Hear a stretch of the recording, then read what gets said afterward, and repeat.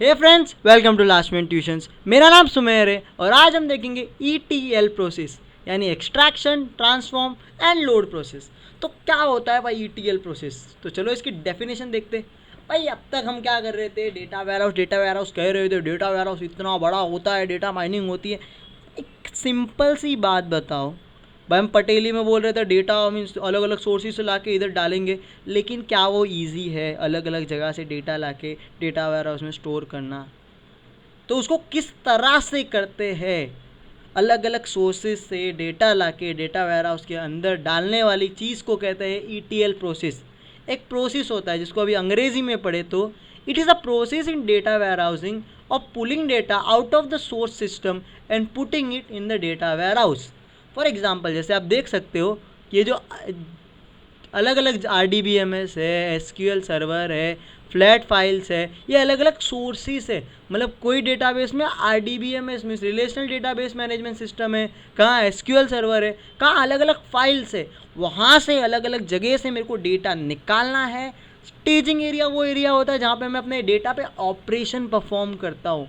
उस पर operation perform करना है, उसको एक सिंगल फॉर्मेट में लाना है और उसको फिर लोड करना है डेटा वेयर हाउस में। इस पूरे प्रोसेस को कहते हैं ETL प्रोसेस यानी एक्सट्रैक्शन, ट्रांसफॉर्मेशन एंड लोडिंग। तो भाई पहला स्टेप देखते हैं जिसको कहते हैं data extraction from various source system. अभी एक्सट्रैक्ट करने के लिए सोर्स सिस्टम तो होना चाहिए, तो अलग अलग टाइप के सोर्स सिस्टम होते हैं। The source system can be RDBMS and files. कुछ फाइल्स होती है जो जेसन फॉर्मेट में होती है। जेसन एक फॉर्मेट है डेटा रिप्रेजेंटेशन का, और XML भी एक फॉर्मेट है जो डेटा रिप्रेजेंट करता है। हाँ, अब in this data is extracted from source system. अभी जैसे इसका नाम है, इस स्टेप में क्या करते हैं, ये सबसे पहला स्टेप है ETL का। इसमें क्या करते हैं, डेटा एक्सट्रैक्ट करते हैं सोर्स सिस्टम से। अब इसका मेन ऑब्जेक्टिव क्या है, इसका मेन मकसद क्या है कि वो सारा डेटा रिट्राइव करो, समझ रहे हो, जिसकी मुझे गरज है या फिर ज़रूरत है। The main objective of this step is to retrieve all required data from the source system. ठीक है। अब थर्ड ये क्या कहता है कि भाई एक्सट्रैक्शन की जो डिज़ाइन होती है ना भाई, इस तरह से होनी चाहिए कि जिस सोर्स सिस्टम से मैं जहाँ से मैं डेटा निकाल रहा हूँ ना, उसको कोई फ़र्क नहीं पड़ना चाहिए। यानी मैं उससे डेटा निकाल रहा हूँ और वहाँ का डेटा है ही नहीं, मैं वो अपने लिए निकाल लिया और वहाँ पे डेटा डिलीट हो गया, ऐसा कुछ नहीं होना चाहिए। The extraction should be design in such a way that it should not have negative effect on the source system.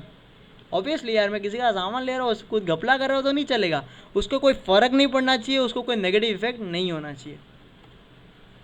अब आ गया भाई, हाँ चल मैंने डेटा निकाल तो लिया, लेकिन अब क्या हो रहा है पता है, मैंने डेटा जो निकाला है उस कोई डेटा मतलब अलग अलग से निकाला। कुछ डेटा निकाला राजस्थान से, कुछ निकाला महाराष्ट्र से, कुछ निकाला साउथ साइड से, समझ रहे, कुछ निकाला नेपाल से। तो नेपाल से डेटा निकाला वो नेपाली में लिखा हुआ है, मारवाड़ी से मीन्स राजस्थान से निकाला वो मारवाड़ी में, साउथ से निकाला वो मद्रासी में, मराठी से मीन्स महाराष्ट्र से निकाला सब मराठी में। अब सबको एक जगह स्टोर करूँगा तो हो गया गड़बड़ भाई, अंडा बुंडा बुंडा, समझ रहे होगा।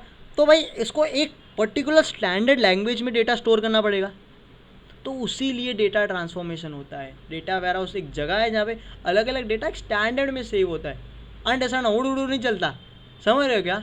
तो this step include cleaning, filtering, validating and applying rules to extracted data. इसमें हम ऑपरेशन परफॉर्म करते हैं, रूल्स अप्लाई करते हैं। अब क्या क्या होता है ये क्लीनिंग फिल्टरिंग सब देखते हैं। तो सबसे इसका मेन ऑब्जेक्टिव क्या है कि लोड करना है data. The main objective of this step is to load the extracted data into target database with clean and general format. Main इसका क्या है कि भाई लोड तो करना है डेटा, लेकिन क्लीन और एक जनरल फॉर्मेट, एक स्टैंडर्ड फॉर्मेट में, सब अलग अलग नहीं चलेगा, एक जनरल फॉर्मेट में होना चाहिए। क्यों? कि जब एक्सट्रैक्ट करते हैं data from various sources, each have their own format, सबका एक खुद का फॉर्मेट होता है। जैसे मैंने कहा कि राजस्थान का मारवाड़ी है, महाराष्ट्र का मराठी है। For example there are two sources A and B। The date format, A का डेट फॉर्मेट क्या है, पहले डेट आती है, फिर मंथ आता है, फिर ईयर आता है। लेकिन बी का डेट फॉर्मेट क्या है, पहले वो लोग ईयर गिनते, फिर मंथ गिनते, फिर डेट गिनते, समझ रहे हो। तो डेटा ट्रांसफॉर्मेशन में क्या होगा, इन सबको एक जनरल फॉर्मेट में लाया जाएगा, मतलब दोनों को एक स्टैंडर्ड फॉर्मेट फॉलो करेंगे। अलग अलग और भी चीज़ें होती है ट्रांसफॉर्मेशन में जिसको अब देखते हैं। The other things that are carried out in this steps are cleaning.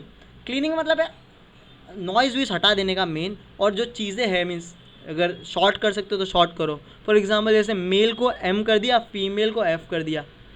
अब फिल्टरिंग सेकंड, फिल्टरिंग में क्या होता है पता है भाई, जैसे आप पानी फिल्टर करते हो तो क्या होता है, जो कचरा विचरा है, मैं जो काम की चीज़ नहीं है उसको रखता ही है बाहर, और जो काम का पानी है, जो क्वालिटी वाला पानी है, उसको हमें अंदर दे, हमें वो पानी पिलाता है। उसी तरह से इसके काम है, ये वही चीज़ें कॉलम्स लोड करता है, वही चीज़ें निकालता है जिसको इसको काम है, selecting only certain columns to load. अब एनरिचमेंट मतलब चीज़ों को और इम्प्रूव करना, क्वालिटी बनाना। तो अगर मैं फुल नेम की जगह अगर इसको और क्वालिटेटिव बनाऊँ और ईजी बनाऊँ तो क्या बना सकता हूँ? फुल नेम की जगह मैं क्या लिख सकता हूँ? First name, middle name and last name. तो क्या और एक स्टैंडर्डाइज हो गया ना ये। अब स्प्लिटिंग मतलब कचरे की तरह डेटा, तो उसको क्या करो, पहले छोटा छोटे में स्प्लिट करो, उसको अरेंज करो, समझ रहे हो? Splitting one column into multiple column, एक कॉलम को छोटे छोटे अलग अलग कॉलम में स्प्लिट करो। अब ज्वाइनिंग, यार अगर छोटी छोटी चीज़ें हैं तो उनको वाइस वर्सा ही हो गया ये स्प्लिटिंग का। इसमें क्या, छोटी छोटी जो चीज़ों को एक साथ में ज्वाइन कर देता हूँ। तो ये क्या, cleaning, filtering, enrichment, splitting, joining, इतना लिखोगे तो बहुत है बाबा ये ना ट्रांसफॉर्मेशन में पिछली चीज़ें। हाँ, in some cases data does not need transformation. कोई कोई डेटा होता है ना उसको ट्रांसफॉर्मेशन की ज़रूरत ही नहीं होती। तो समझो अगर मैं सारा डेटा इंग्लिश में बना रहा हूँ तो ये डेटा पहले से इंग्लिश में रहता है, और इस टाइप के डेटा को कहते हैं rich data, pass through data और एक्सेट्रा एक्सेट्रा, मतलब हाई क्वालिटी का डेटा। भाई ट्रांसफॉर्मेशन की ज़रूरत नहीं है भाई, पहले से बंदे को इंग्लिश आती है। अब आ गया लोडिंग। अगर भाई देखो मैंने एक्सट्रैक्ट कर दिया, डेटा ट्रांसफॉर्म कर दिया, वो कोई काम का नहीं है जब तक मैंने उसको लोड नहीं किया। तो जैसे अगर मैं ये वीडियो बना रहा हूँ, समझ रहे, और रख दिया, कोई काम का नहीं है ना जब तक मैंने यूट्यूब पे नहीं डाला, तो पब्लिक पढ़ेगी कैसे, पास कैसे होगी? उसी तरह से loading is most important. Data extracted and transformation is of no use until it is loaded in target database.